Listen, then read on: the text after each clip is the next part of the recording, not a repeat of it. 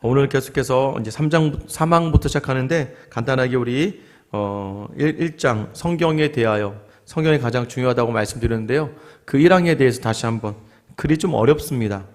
1항에 어떻게 시작했어요? 본성의 빛. 이 본성의 빛이라는 건 결국 우리 인간 안에 있는 종교성을 이야기하는 거예요. 모두가 다 신에 대한 인지가 있다는 거예요. 또 창조의 섭리의 일들, 하나님의 창조의 사역들, 이것을 가지고 성경이 하나님이 없다라고 할 수 없다는 거예요.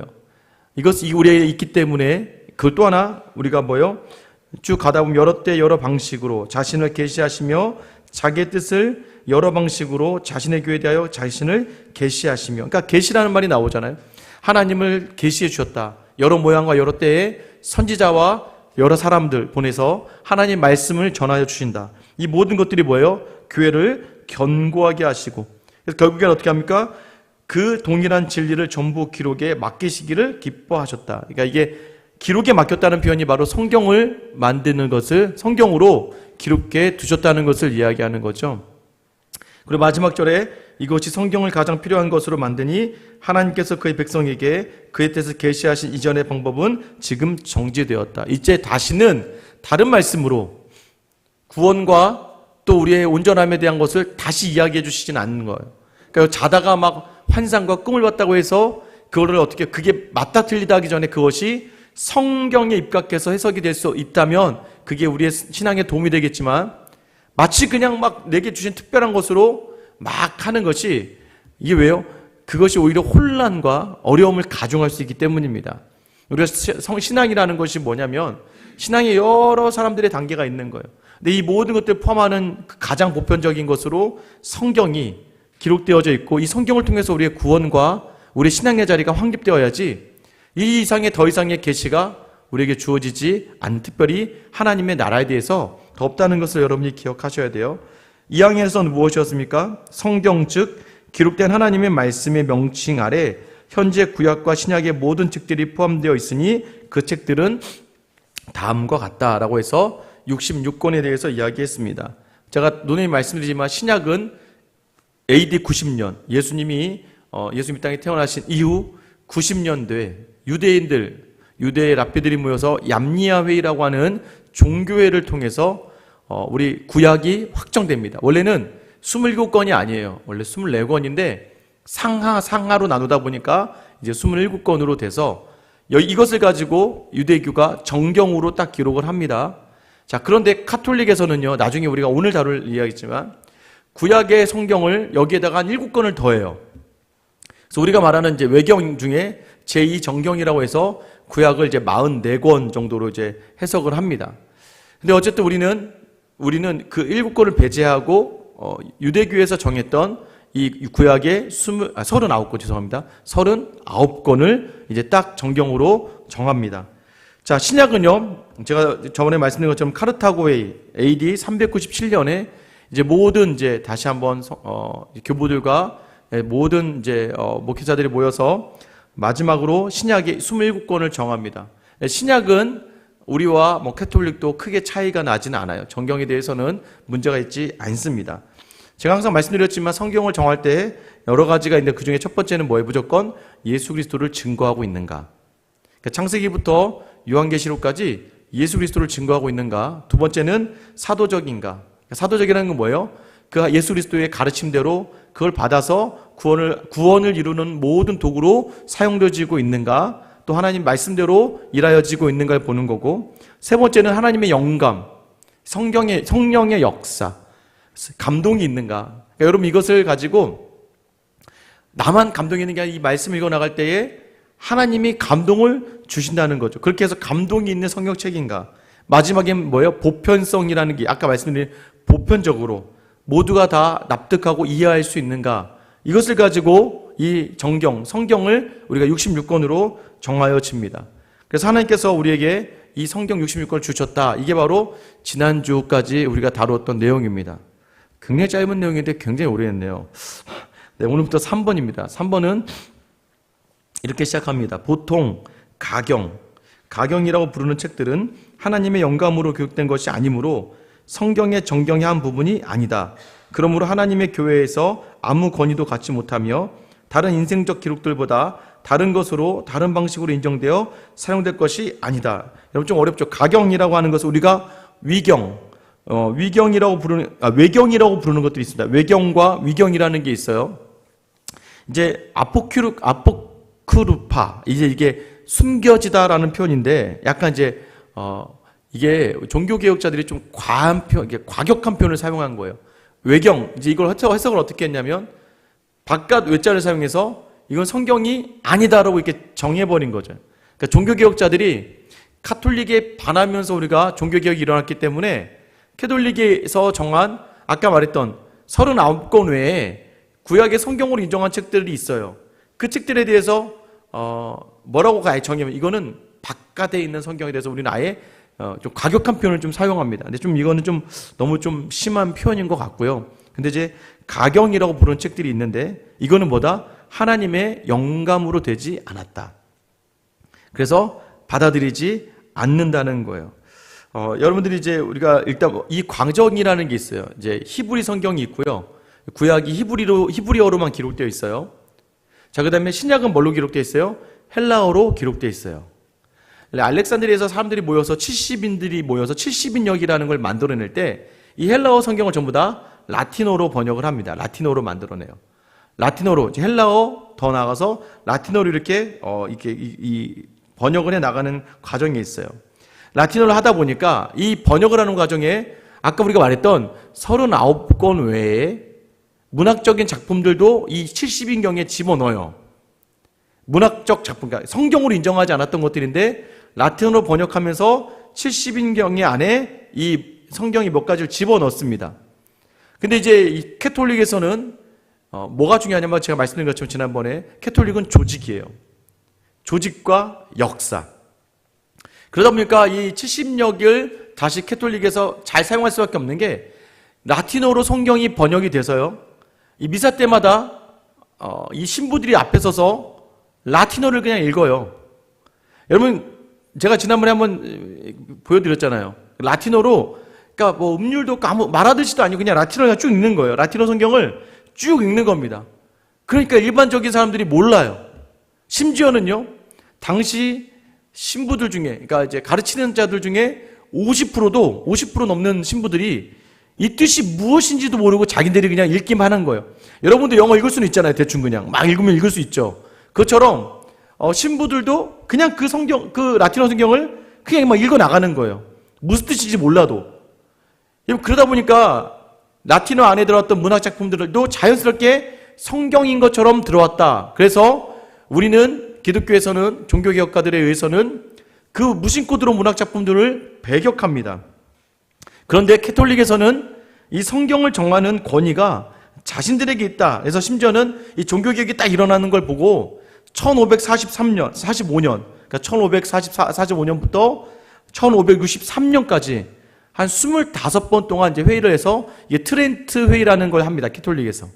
이것을 하면서 이 사람들이 다시 성경은 개신교도들이 정하는 게 아니다. 우리가 정하는 거다 해서 성경을 다시 확증하는 과정을 가지는데 이때 우리가 말하는 외경이라고 하는 성경을 집어넣었어요. 원래는 14권이 있거든요. 그 중에 7권을 구약의 정경으로 딱 집어넣었습니다. 그러면서 발생한 문제들이 뭐냐면 이 트렌트 공회에서 어떤 것들이 합의가 되냐면 연옥. 여러분 아시죠? 죽으면 지옥에 바로 안 가고 연옥이라는 곳에 대기를 한다. 이 캐톨릭에 있는 그 교리 중에 하나예요. 그리고 성인을 향한 기원. 그러니까 마리아, 성 어거스틴. 그러니까 성인들을 향해서 기도할 수 있다. 그러니까 성모 마리아여 도와주소서 이런 기도하거든요. 그러니까 예전에 죽었던 성인이 우리를 도울 수 있다. 이런 생각을 가지고 있어요. 그리고 성인을 숭배하죠. 그러니까 마리아상을 만들어 놓고 베드로상을 만들어 놓고 마치 그 앞에 가서 기도하면서 이제 그들은 이제 거기 깨어 있는 분들은 깨어 있는 사람들, 조금 캐톨릭에서 깨어 있는 정말 말씀을 제대로 공부한 사람들은 이것은 존중이고 공경이다라는 개념으로 해석을 해요. 근데 과격한 캐톨릭주의자들은 아직도 성모 마리아는 동정녀로서 하나님이 주신 성모 역할, 신으로서 받들은 그런 해석하는 분들도 있어요. 근데 여러분 그렇게 성인들에 대해서 유물, 성상 이게 되고 심지어는 면죄부 때문에 종교개혁이 일어났거든요. 근데 아직도 이 면죄부, 여러분 면죄부를 지금 대신하는 게 뭔지 아세요? 면죄부를 대신해서 교묘하게 지금 캐톨릭에서 하고 있는 게 고해성사예요.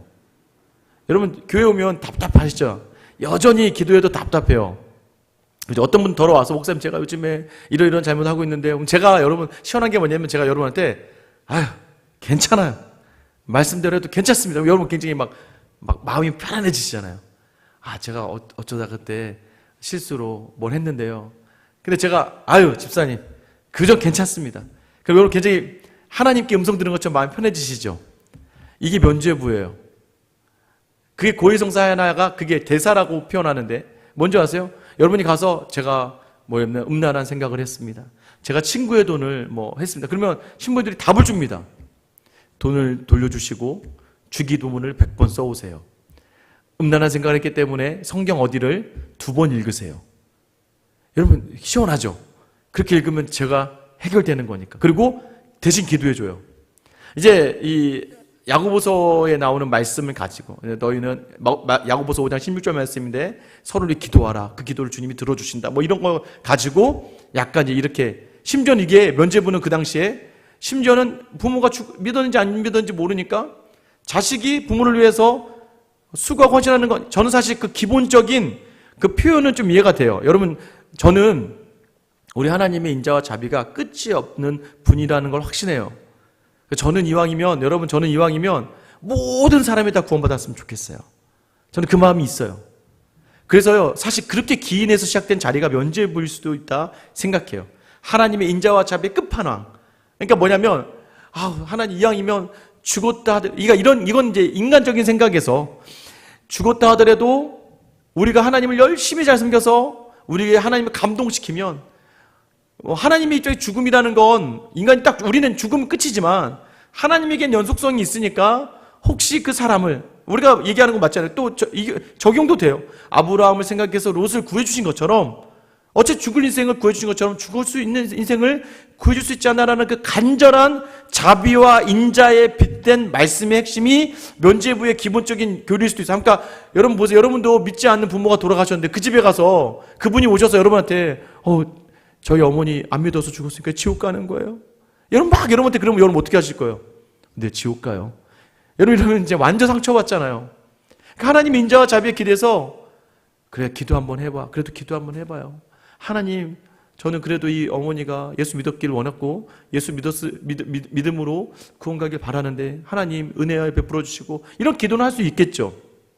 근데 그게 극단적으로 너무 인간적으로 인위적으로 가다 보니까 면죄부가 되고 이 면죄부가 마치 근데 이게 돈으로 바뀌잖아요. 이 돈을 내면 면죄부를 주는 것. 그러니까 그 근본적인 거 사실은 가끔 하다 보면 캐톨릭이 굉장히 우리 기독교에 비해서 굉장히 넓다라고 느껴질 때가 있어요. 그러니까 어떻게 보면 캐톨릭은 제사를 인정하죠. 캐톨릭은 제사 드리라고 그래요. 캐톨릭 성당에 가면 제사 드리는 거 왜 그러냐면 저는 그것도 성경에 기인해서 우상이 없으니까 가서 거기 절하는 거 신 아니야 걔네. 그냥 너희가 부모 공경하는 거야. 거기 부모들 생각하는 거야. 어머니 돌아가셨다고 어머니 사진에 절 안 하니? 예전에 어머니가 돌아가신 어머니 보면서 절할 수 있죠. 공경의 마음을 할 수 있는 거잖아. 라고 해서 굉장히 넓은 마음으로 정말 어떻게 보면 굉장히 높은 신앙의 모습으로 허락해 줄 수 있는 것 같아 보여요. 근데 여러분 문제는 뭐냐면 이런 것들을 받아들이기에는 우리의 믿음과 우리의 수준이 아직 그 정도가 되지 않기 때문이라는 거죠. 결국 이 트렌트 공유에서 이런 것들을 허용하면서 자연스럽게 외경들이 들어옵니다. 그 중에 외경 중에 제2의 정경이라서 성경의 정경 안에 7권을 집어넣어요. 제가 한번 띄워드릴게요. 구약의 외경이 토비트, 유딧, 에스텔, 지에서, 집에서, 바룩서, 다니엘서, 마카오베오 상하. 여러분 이거 외에 한 14권 정도 외경이라고 했는데 이 중에서 토비트, 그 다음에 유딧, 지에서, 집에서, 바룩, 마카베오 상하. 여기는 이 7권이 정경으로 들어가 버려요. 성경 정경으로 들어갑니다. 그런데 이거는 이제 우리는 인정하지 않죠. 또 다니엘이 추가되는 내용들이 좀 있어요. 다니엘이 13장, 14장. 그 다음에 에스더. 우리가 이제 내일 새벽기도부터 다루는 본문인데 에스더서에도 추가돼서 들어가는 그런 내용들이 있습니다. 여러분 이거 잘 보시면 이 시기가 언제인 줄 아세요? 말라기 이후의 시기예요. 말라기 이후부터 마태복음 시작하기 전까지 중간기. 그러니까 지금 이 캐톨릭은 교회 역사 가운데 자신이 주체가 되기 때문에 그때 있었던 저러한 그 전까지, 예수님이 오시 전까지의 모든 과정에 쓰여졌던 책들을 자기가 인정한다는 거예요. 사실 뭐 틀린 얘기도 아닙니다. 왜냐하면 초대 교회사를 보다 보면 여기 있는 책들을 초대 교인들이 읽어요. 초대 교인들이 읽어 나갑니다. 사실 그래서 꼭 틀리다는 말은 아니에요. 신약 외경도 있습니다. 신약 외경은 굉장히 많아요. 제가 이제 저거만 드렸는데 뭐 도마, 니고데모, 베드로서, 뭐 바돌로메서 뭐 엄청 많습니다. 외경이에요, 외경. 외경이라는 게 뭐냐면 그냥 누군가만 읽고 있었던 책들이에요. 근데 위경은 좀 더 질이 떨어집니다. 위경이라고 해서 이거는 가짜라는 뜻이 좀 있어요. 그런데 여러분 아시겠지만 여기 에녹서 같은 경우에는 여러분 유다서에서 인용이 되기도 해요. 에녹서는 뭐냐면 에녹이 죽고 나서 하늘에 올라가서 하늘에 여행을 해서 기록된 책들이라고 했는데 사실 죽은 에녹이 올라가서 무슨 에녹이 다시 내려와 성경을 써서 우리에게 주겠습니까? 사실은 이거 가짜다라고 이제 우리가 정의하는 건데 사실은 굉장히 많아요. 여러분 제가 이 외경과 위경을 대하는 우리의 삶의 자세를 좀 말씀드릴게요. 초대교회에 보면 이런 외경과 위경을 많이 읽었어요. 크리스찬들이. 그래서 이것이 성경이다 아니다 뭐 이건 버려야 된다 읽지 말아야 된다 뭐 그 정도까지 가시면 안 되고요. 사실 존중받아야 될 책들이 맞습니다. 자, 뭐가 비슷하냐면 제가 매일마다 큐티를 해서 올려요. 큐티를 해서 올리면 여러분 어떻게 큐티를 보고 감동을 받죠. 큐티를 보고 감동을 받아서 만약 여러분 너무 좋으면 누군가에게 보내겠죠. 반대로 또 제가 한 설교를 가지고 설교를 들었는데 은혜가 너무나 있어요. 설교한 걸 또 누구에게 보내겠죠. 여러분 누군가의 유익이 되고 누군가의 삶에 도움이 될 수 있는 좋은 보조제 역할은 가능하나 그러나 우리는 이것을 성경으로 받아들이지는 않는다는 거예요. 그래서 우리가 막 그걸 가지고 막 비난할 필요는 없어요.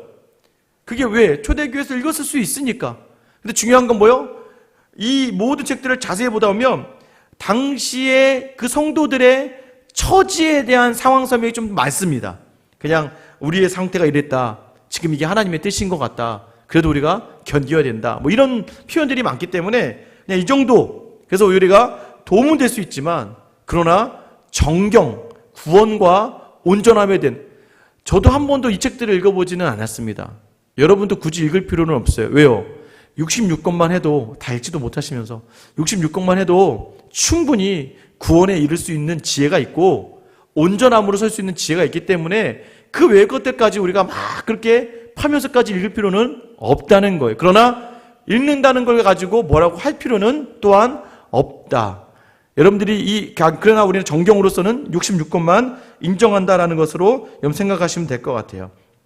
사항입니다. 사항은요, 마땅히 믿고 순종해야 할 성경의 권위는 어느 사람이나 교회의 증거에 의거하지 아니하고 오직 진리 자체이시며 저자이신 하나님에게서 전적으로 의거한다. 따라서 성경은 하나님의 말씀이므로 수납되어야 한다. 이건 뭐냐면 이제 성경에는 권위가 있다는 거예요.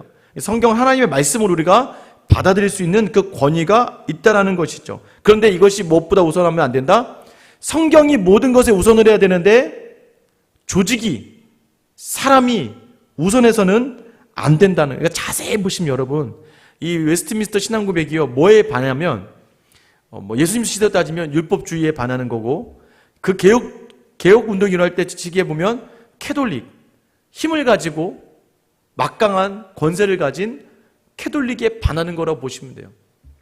뭐냐면 캐톨릭에서는 교황이 모든 것을 정하는 것과 같잖아요. 그러니까 천국 열쇠를 베드로를 통해서 교황에게, 1대 교황이 베드로니까 지금 교황에게 천국 열쇠를 주셨다. 그래서 교회가 이 교회를 통하지 않으면 구원받을 수 없다. 그러니까 이 교회라는 개념이 잘못된 거죠. 교회라는 것은 하나님 믿는 성도들의 모임이고 이 성도들이 교회가 될 수 있는 건, 성도가 될 수 있는 건 믿음의 고백이란 말이에요. 믿음의 고백을 통해서 우리가 하나님 나라를 들어가는 거지, 교황을 통해서, 캐톨릭 교회를 통해서 가는 게 아니란 말이에요. 캐톨릭 교회의 문제가 뭐냐면 그 조직에서 전하는 것이 말씀 위에 있다. 그러니까 우리나라에 들어와서 캐톨릭이 제사를 드리는 거 된다 안 된다, 처음에는 반대했다가 많이 죽었어요. 아시죠? 처음에 한국의 조선시대에 캐톨릭이 들어왔거든요. 캐톨릭이 들어왔을 때는 많은 캐톨릭 신자들이 죽임을 당했어요. 왜요? 제사 지내는 문제 때문에. 그런데 어느 날 캐톨릭이 자기들이 또 바꿔. 야, 제사 지내도 돼. 하나님밖에 없는데 뭐. 이게 누가 바꾸는 거지? 누가 이걸 왔다 갔다 하는 거예요? 조직에서 정하는 거예요. 조직에서. 바티칸에서 정하는 대로 하게 되는 거예요. 어느 때는 진리였다가 어느 때는 비진리가 되어버리는 걸, 이게 왔다 갔다 하면 그게 진리겠습니까? 절대 바뀌면 안 되는 게 있겠죠. 그래서 여러분, 우리가 성경이 하나님께 전적 의지하기에 성경에는 그 권위가 있고 성경보다 더 우선하는 것은 이 땅에 없다라고 우리가 정의하는 게 바로 사항의 내용이에요. 5항은요 좀 깁니다. 우리는 교회의 증거에 감동되며 권유되어 성경을 높이 또는 순경하여 평가할 수 있다. 이게 좀 어렵죠. 그러니까 성경이 하나님의 말씀인 증거가 뭐냐면 교회가 그걸 증거한다. 우리가 그걸 증거하며 살아간다는 거죠. 우리가 감동되고 우리가 그 겉면에 움직이게 되니까 성경이 더욱더 순경이라는 게 공경받을 수 있다라는 거예요. 그러니까 하나님의 말씀인 이유를 교회가 증거한다라는 거예요. 교회가 증거하고 있다고 이야기하는 거고, 또 하나는 뭐냐면, 그리고 그 내용의 천적 성질, 이게 되게 어려운 단어인데 그냥 내용이 신령하다는 표현이에요. 천적 성질을 가지고 있고 교리가 유효하고 문체가 장엄하고 모든 부분들이 상호 일치하고 모든 영광을 하나님께 돌리려는 전체적인 목적과 사람이 구원의 유일한 길이 충분한 발견, 기타 많은 비할 데 없는 우수성과 전체의 완전성은 성경이 하나님의 말씀이라는 것을 풍부히 증명하는 변론들이다. 자, 성경이 하나님의 말씀이라는 것을 성경 자체가 증거하고 있다는 거예요. 성경을 보다 보면 거기에 드러나고 있는 내용이 굉장히 신령하고 현실에서 그대로 이루어지고 있는 유효성, 성경대로 지금 이루어지고 있으니까. 또 하나는 뭐예요? 문체가 장엄하다. 어떤 문학보다도 탁월할 수밖에 없고 또 모든 부분이 상호일치한다. 66권이 하나로 지금 일치되어져 있다는 걸 이야기하는, 그러니까 성경 자체가 그 우수성과 탁월함을 증명하고 있다. 또 하나는 마지막은 뭐예요? 그러나 그럼에도 불구하고 성경의 무오한 진리와 신적 권위에 대한 우리의 완전한 납득과 확신은 우리의 마음에서 말씀으로서 또는 말씀과 함께 증거하시는 성령의 내적 사역에서 유래한다. 이 얘기는 뭐예요? 마지막은 성령이 증거하신다. 그래서요, 하나님의 말씀이, 이게 성경이 하나님의 말씀이라는 것을 교회가 증거를 하는 거고, 또 하나는 뭐예요? 성경 자체가 증거를 하고, 더 나아가서는 성령께서 증거하신다는 거예요. 성령이 성도의 마음에서 역사하셔서 하나님의 말씀을 믿고 고백하게 하신다는 거예요. 그래서 결국 성령이 아니고서는 이 성경을 하나님의 말씀으로 받을 수 없기 때문에 결국 이것이 하나님의 말씀이 되는 걸 성령이 증거한다는 것이죠. 여러분, 지금 이게 성경, 이 하나님의 말씀이라는 것을 우리가 확신해야 된다라고 하는 내용이고요.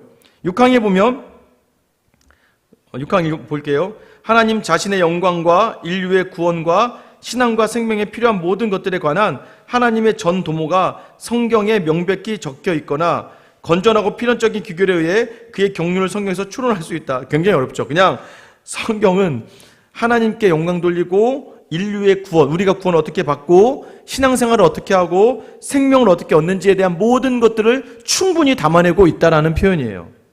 그리고 우리가 알지 못한 내용들도 이 성경을 통해서 충분히 추론해 나갈 수 있다. 그러니까 성경을 읽다 보면 자연스럽게, 왜냐면 유아세례 성경에 없습니다.